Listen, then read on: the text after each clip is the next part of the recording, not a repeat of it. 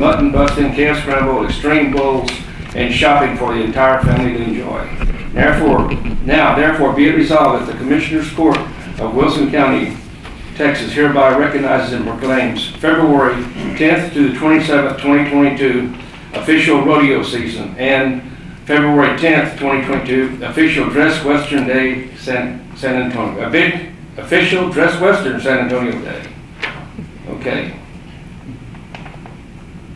Okay, and we call upon the people of Wilson County to join us in supporting the activities and missions of San Antonio Stock Show and Rodeo as a volunteer organization that emphasizes agriculture and education to develop the use of Texas. Okay, would y'all like to say anything? Thank you. So on behalf of all 6,000 volunteers, our sales staff, our executive committee at the San Antonio Stock Show and Rodeo, we'd like to thank you for this honor. We'd like to invite you out to the rodeo again, February 10th through the 27th. As volunteers, we're committed to develop the youth of Texas, and I know through the support of you folks here and the citizens of Wilson County, we can achieve those goals again. So again, February 10th through the 27th, come join us. There's a full list of events and activities on our website at sarodeo.com. So thank you, Wilson County, for this honor, and we appreciate it. Thank you. Can we do a picture, Judge? Oh, Picture? I'm sorry, go right ahead. No, a picture. We wanted to take Oh, a picture. let's do the proclamation, then we'll do the picture, okay? Motion by Commissioner Fowle. Second by Commissioner Perdola. That we accept the proclamation for the San Antonio Stock Show and Rodeo. Is there any more discussion? All in favor? Aye. Any opposed? Okay. Motion carries. Okay, now let's do that. Who's camera?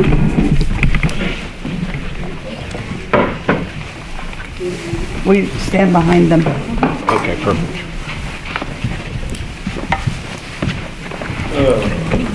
You got somebody do the picture? Whoa. Yes.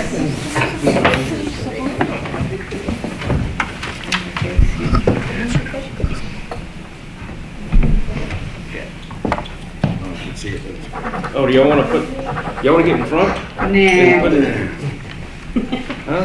You're not going to be able to see it. You know, we can do it this way. There we go. Oh, that doesn't work? Yeah, bring it, stand around, I don't know. Well, we can stand up. And Two of you could stand in the judges. Two of you could stand back there. Hey, yeah, why don't y'all? Two of you could get back on the judges. Oh, that'll work. Yeah, this is Okay.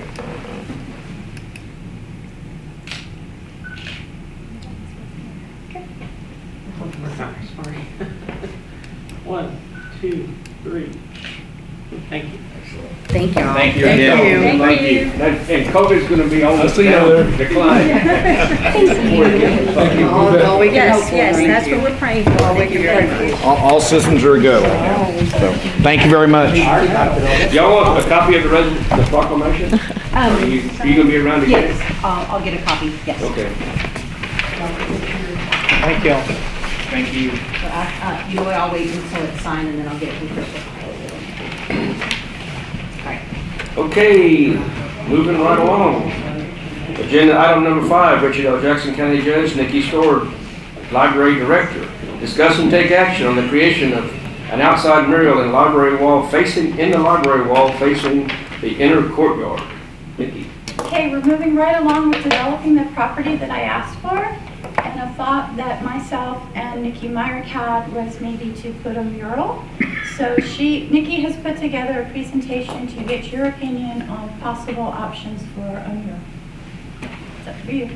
Okay, so I was looking at the different laws regarding copyright and trademark for books, and titles are not trademarked, so we could technically legally use titles of books, or we can go with books that are already in the public domain, so classics published before 1925.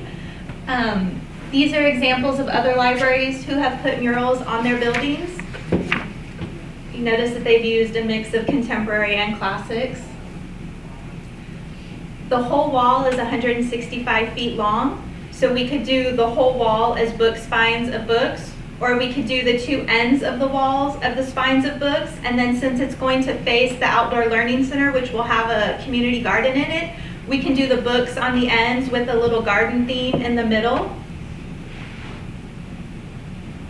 Just more examples of libraries. This one did primarily classics. These are titles of books that are in the public domain that we could use without any legal issues because they're already past their copyright dates. Just legal notes about trademark and copyright. Because a title can't be copyrighted or trademarked, we could legally use the titles of books. We could not use a series title and we could not use pictures of the characters, but the rest of it we could.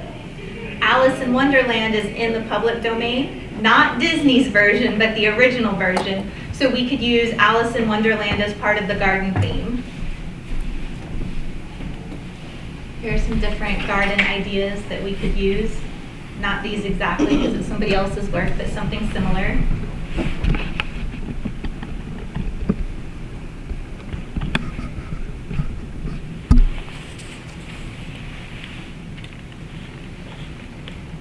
This one's a sidewalk mural, and within the sidewalk mural, they have a foursquare and hopscotch and different activities to keep the kids active. I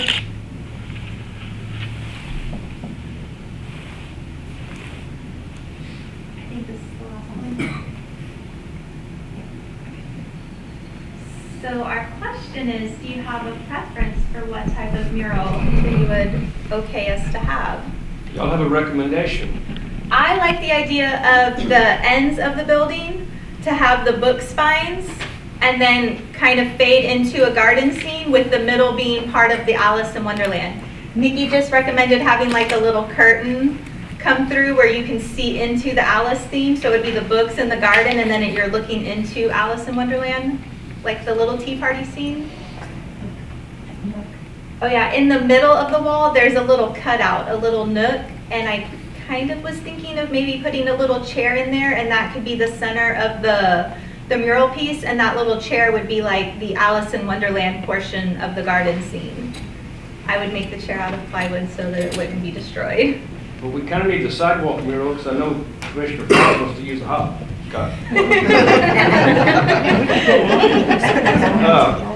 And this is funded by? The Wilson County Education Foundation and the library's Miscellaneous Fund. So I guess our first question is, do we have permission to do the mural on the outside wall? What's the total cost? We're just here to ask for permission. We've been in contact with Kevin, and I believe it was Doug Basie, that because the way the bricks are, they're ridged, so we're going to have to find a product to fill that in to make it smooth. There is a plaster or some kind of concrete that you can smear to make it lightweight or to make it smooth so that we can actually go back and paint the mural. Or I believe, Commissioner Martin, you were telling me the other day, there's some kind of a spray that fills in the product. Paint called block filler that fills some of that. So today, we're just looking for permission to do the mural and to see if you have a preference of what you'd like to have the mural painted. And we probably have to do it in stages if the cost for filling in the brick is a little bit more than we're thinking. But I'm sorry, no one from the foundation could attend today. I think the theme Nikki mentioned would work well with the books on each end. Do you have a preference for using contemporary titles, or do you prefer us to stick with the classics that are in the public domain? I think I would stick with what's in the public domain, Just to be safe? just to be safe, yeah. Yes. Make a motion for do the whole.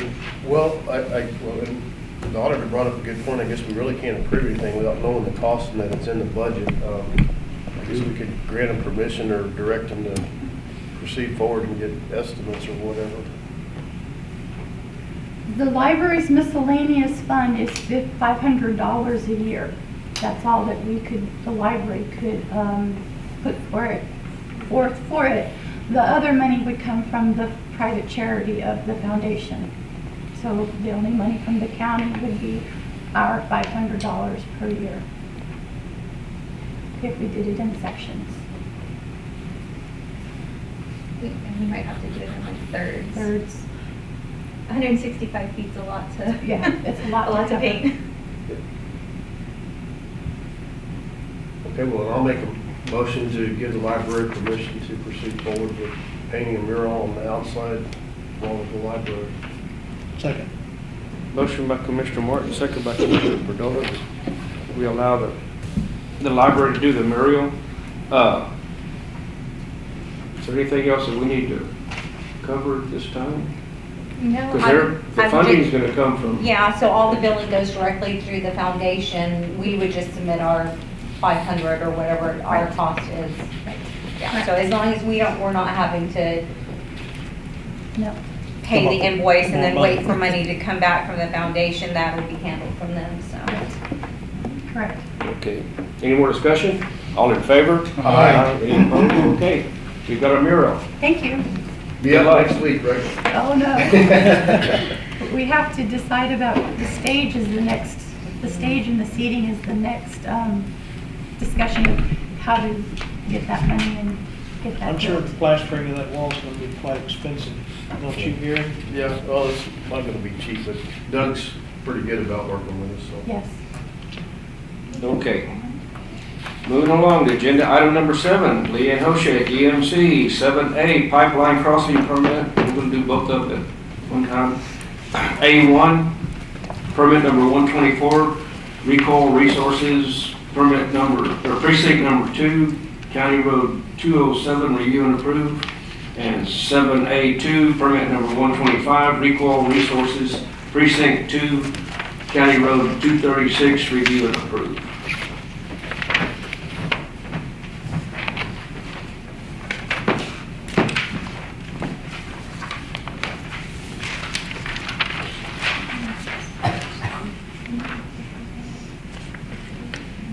The old pipeline, It's a gas. gas one.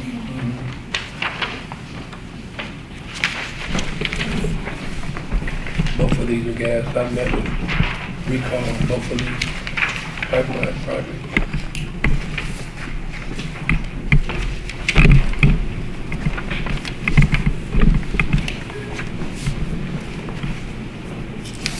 Where is it running from where to where? From the well site, it's gonna come on 236, he's gonna come across 123, then come across 236, and it goes to that facility right there by Mesquite Concrete on 541.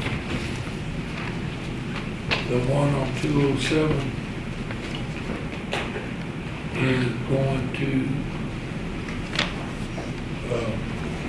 come over there on the well on 213. Isn't that the one that's crossing the river? Yes. The one that's crossing the river? Yeah. And they've got to get, No, not 207 is not crossing the river. that is not, okay. No, that's the other one. Oh, okay. This is 3-0. on the other side. Yes. Okay. So we're still there another one on the way, or we already Yes. put the other one? No, we've got another one on the way. Okay. Probably have a few more on the way. Yeah. If it's a big project. So they're gonna be furnishing gas like through Mesquite? Do they use No, gas? it's a transfer station there. Transfer station? Instead of burning it off, it's gonna go to that facility, and they can load it up. I'll make a motion that we approve, permit number 124 and 125, recall resources. Second. Motion by Commissioner Powell, second by Commissioner Martin, we approve permit number 124 and permit number 125. Is there any more discussion? All in favor? Aye. Any opposed? Motion carries.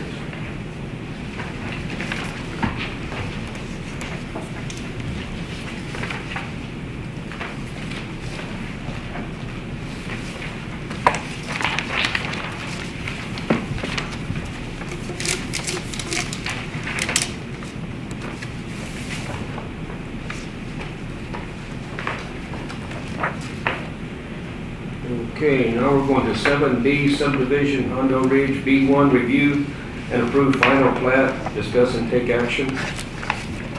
Okay, this subdivision, a 65 lot subdivision up by Enchanted Oak. It's off County Road 321 in Precinct 3. And it's gone before the Development Review Committee, has met all the requirements, we've given a favorable recommendation. This is one that Mr. Rackler is doing, it's his second development. Kevin Brown in it with him? Yes, yes, he was the agent coordinating it all.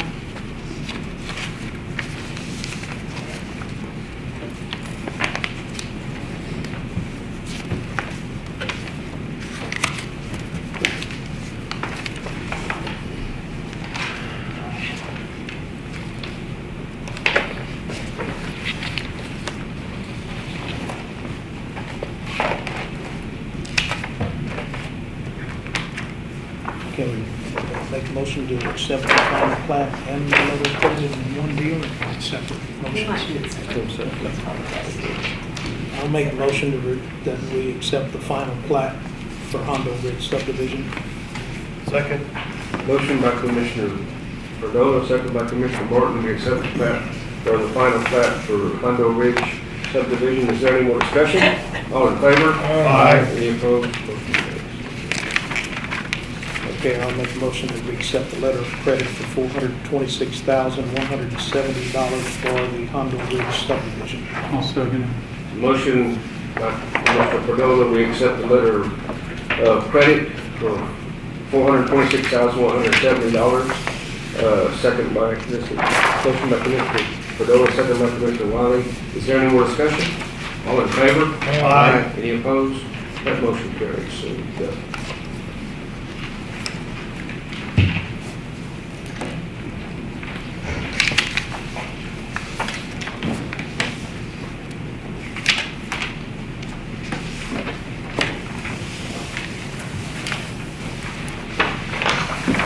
Ink or the other pen? Sorry.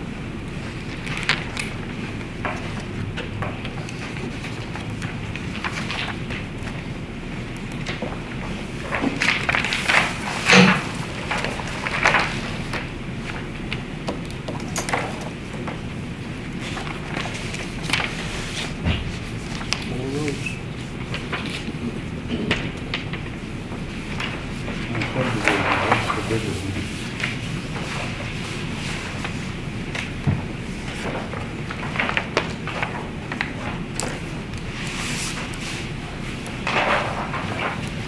Redistrict and take it away and the developers give us more.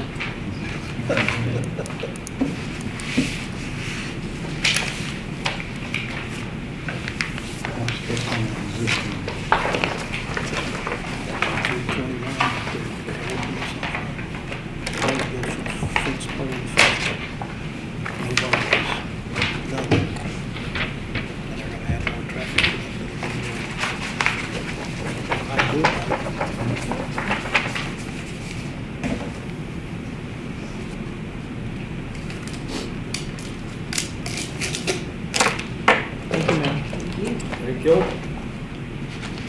Okay, moving along to agenda item number 8, Edward Baker, Health and Public Safety, burn ban, discuss and approve.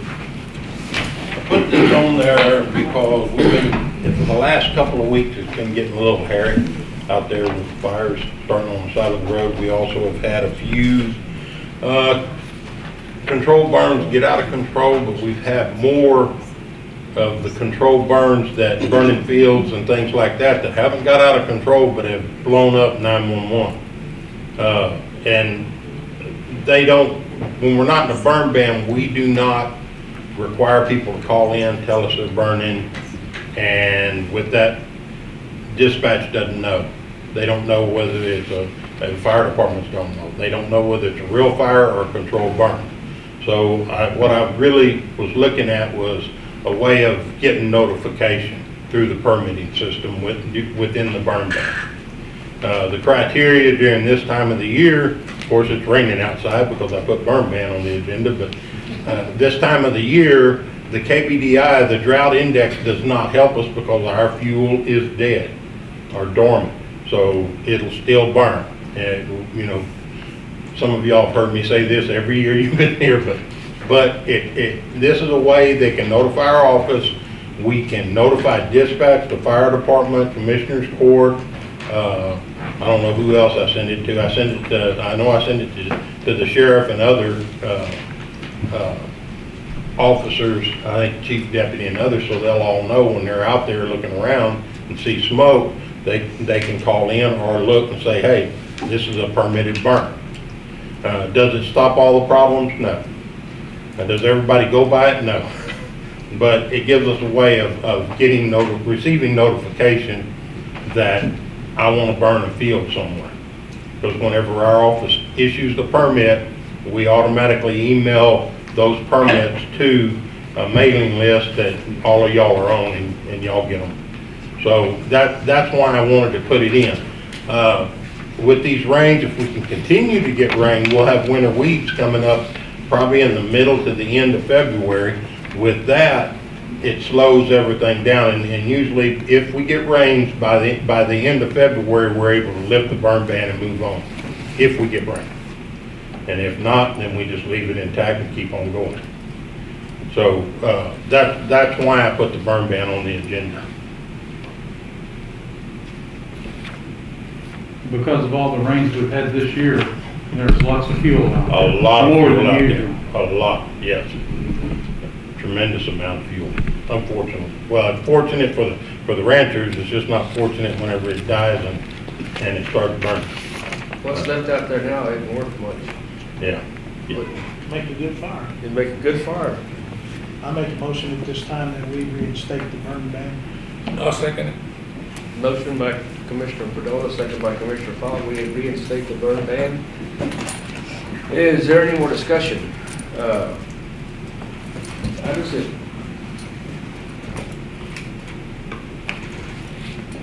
Because there's a way that we can end the burn ban without having to come back to Commissioner's Court. Not officially. I can just start telling people they can burn and not issue permits. But the way because it's a court adopted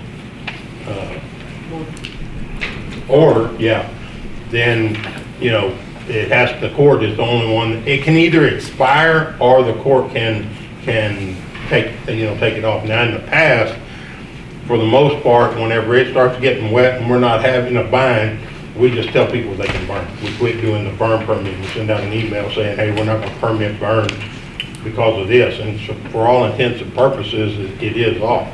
One of the things that the sheriff's department uses the burn ban for was just burning at night. But really, you can't burn at night anytime unless you're doing a campfire or heating, something to keep you warm or cook on. But in the past, I know on the radio I hear a lot of, we in a burn ban. No. When they get called out, somebody burning at night. And they just go tell them to put it out or, whatever. We do have large brush piles from land clearing operations that do burn through the night. There isn't a lot anybody can do about that. They can cover them up and start them the next day, but that gets into a pain. And in the subdivisions, yes, they have to be out by dark. But out on the rural areas where we have a lot of land clearing going on right now, we're going to have some major brush piles being burned off sometime here in the near future. And those will be burning through the night. That's after we'll get that 3 or 4 inch rain though. Yeah.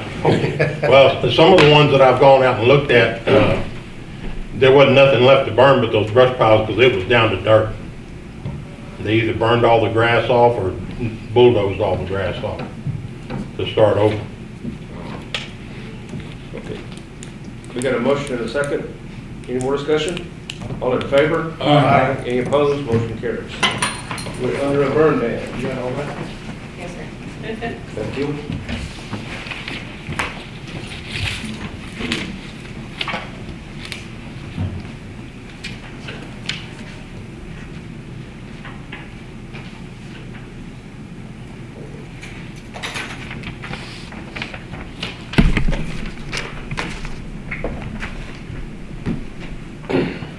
Judge, can I say one more thing about that? We're actually not going to be able to start it till next week because I got to get the website set up and the office set up for taking permits. So it probably won't start till next Monday. Plus, there needs to be a period of time of notification to the public. Okay. So it'll start next Monday then? Yeah, well, that's when we'll start permitting. Right now, we're just gonna go ahead and take their information and tell them they can burn. We'll be sending the information off if they call the office, but usually for the first 3 or 4 days, nobody calls the office. And I don't want them getting tickets because they didn't know about it. Okay. Thank you. Moving along to agenda item number 9, Christina Lutz, interim county treasurer, financial report. Good morning. Good morning. Yeah, thank you. Long week. Stock shows especially over. Always counting. See you there. Done. Okay. Y'all's copies on top to sign, and then judges, Okay. this is yours on the bottom.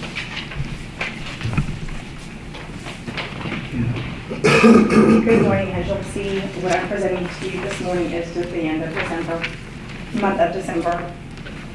Everything is the usual, showing all of our accounts as well as outstanding debt. What you'll notice then as well in the back that I've presented in the past is just because it's the end of the quarter for our financial Northeastern company, one of our investments, the end of the quarter, what we have in just one of the holding accounts at the moment that we invested.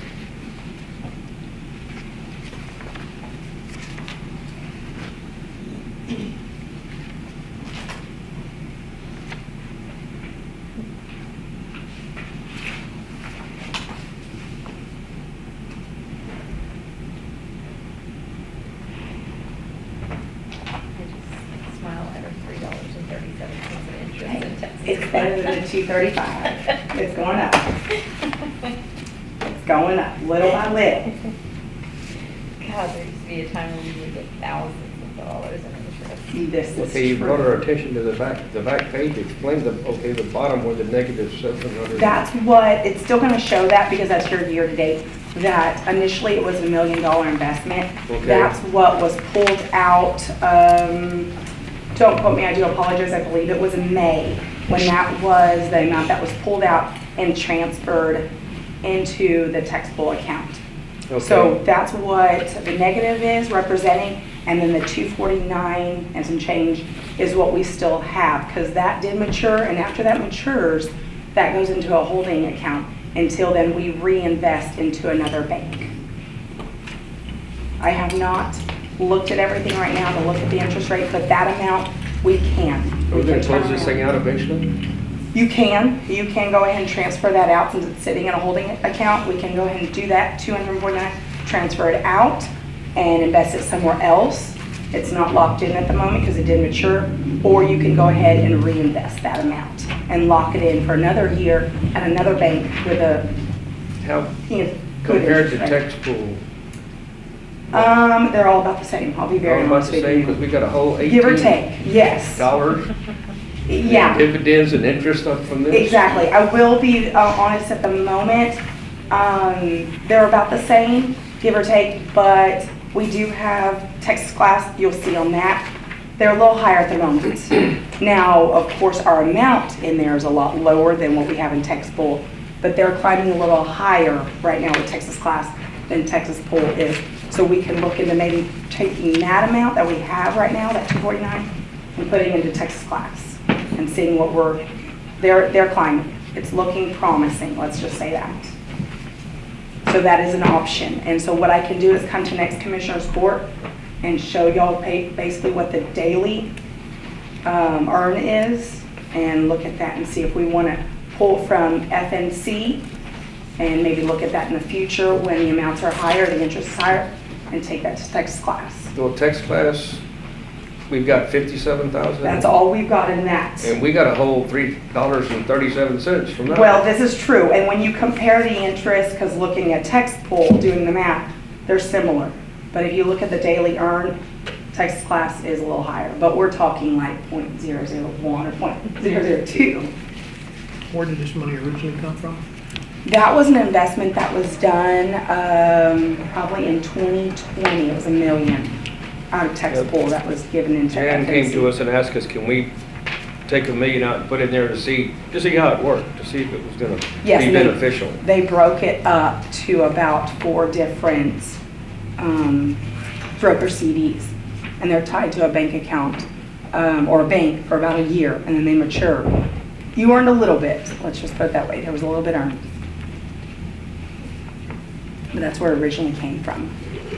So now that it's matured and it's in that holding account, we can remove it and transfer it out.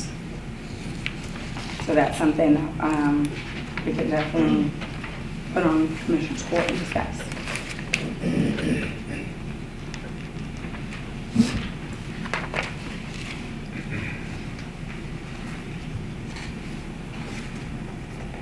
I'll make a motion to approve the treasurer's report for December 31st, 2021.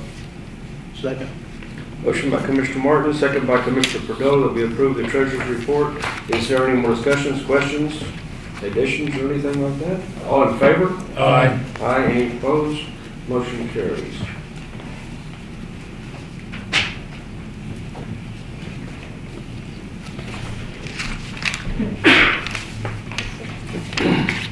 Okay, moving right along to agenda item 10, Jalen T. Botter, Human Resource General Specialist, payroll and personnel changes. We finally got new employees, so that's exciting.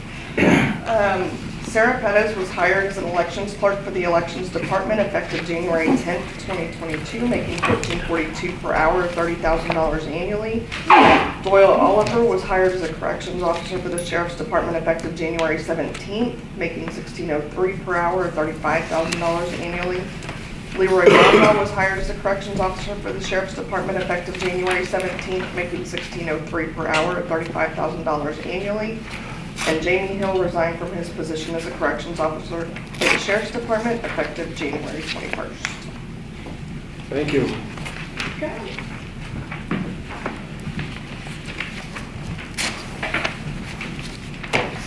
Okay. Next agenda item number 11, Brenda L. Trevino, County Auditor. We have both the financial report and bills. We're doing bills today. Doing bills. Yes, I've reviewed and approved $190,626.71. I'm slow today on bills.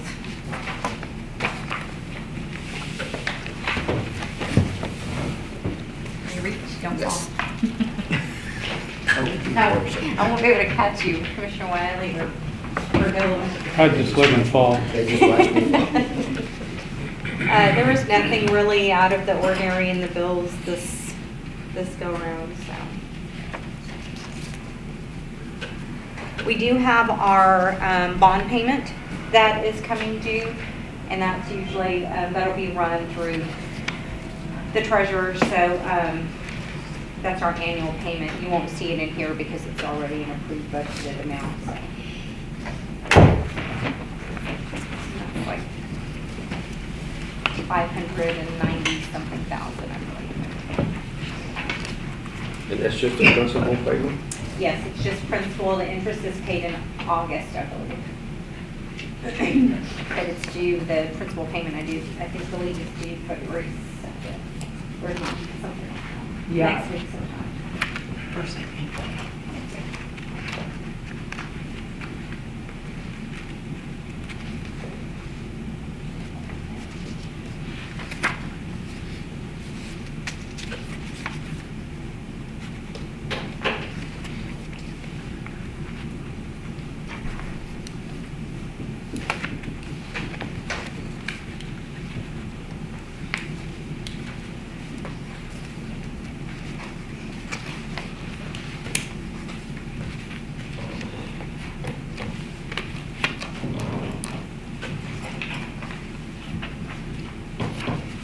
Just out of curiosity, looking at this, it may have been in the bonds, because it's just $50. Nancy, Mary? Okay, but there's not one in the county auditor report. Oh, it's just county treasurer. Oh, there it is. Got it. Okay. See it. Thank you. Okay.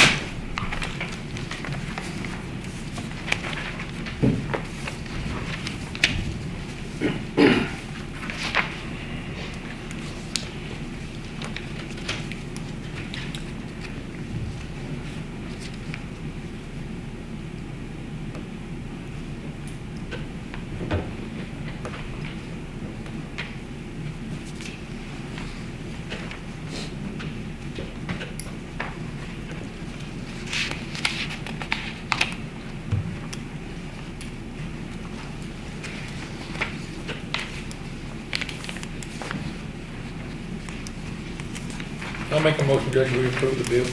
Second. Motion by Commissioner Fowle, second by Commissioner Martin, we approve the bills. Is there any more discussion, questions, additions, deletions, changes, anything? All in favor? Aye. Any opposed?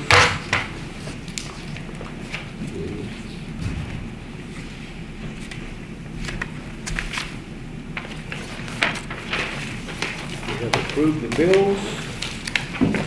We have done everything else we can do, so we're going to agenda item number 12 at 9:40. We're adjourned.